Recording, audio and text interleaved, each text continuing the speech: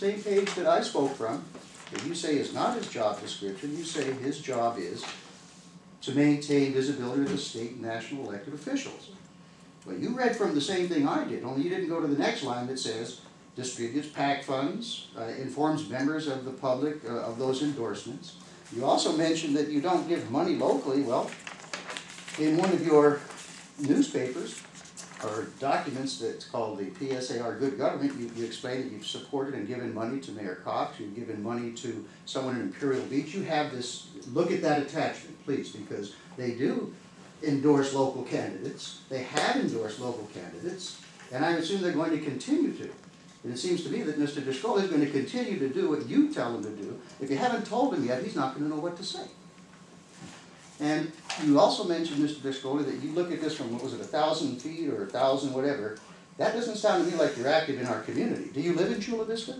No, I don't. No. Oh, I'm sorry. Whoops. This is your closing statement. Okay, my closing statement is that a person who is active in our community should live here. They shouldn't look at it from 1,000 feet away or 1,000 miles away as a real estate agent. They shouldn't come to the RAC meeting and just do what they're told, whether they have gotten their marching orders yet or not. That Mr. Discoli, a fine, upstanding citizen, I'm sure, an ethical businessman, but does not belong. His philosophy, his attitude towards the public, I think, should exclude him from being a member of the RAC. And I think his being on there is unethical, and I agree with Mr. Marchand. Maybe we do have to look at restructuring the RAC, because everything I've heard from every organization I've gone to for support, like my wife has said, we don't take positions. It would compromise our position on the RAC. We don't do that. We listen to the public. Okay.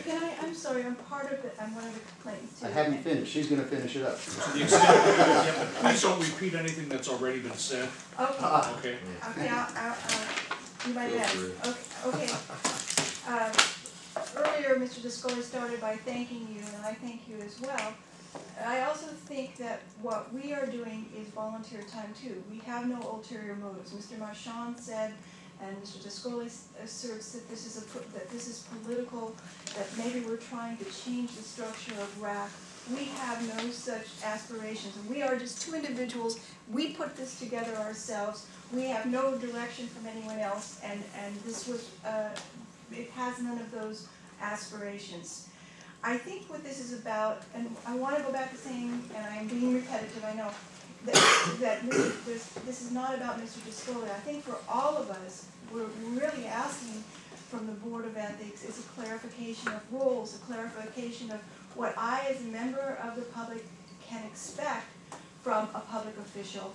When I go to give them my testimony, I think Mr. Discoli is saying, you've heard him say that he's paid and he does what they say, so he's perhaps seeking a clarification of rules as well. And I think that's one of the things the Board of Ethics hopefully can provide us. And as I said before, why have a public meeting if people are going to go and have their minds made up, have an opinion ahead of time before they've even seen the project? You may as well just email your vote in. It defies logic in terms of the RAC.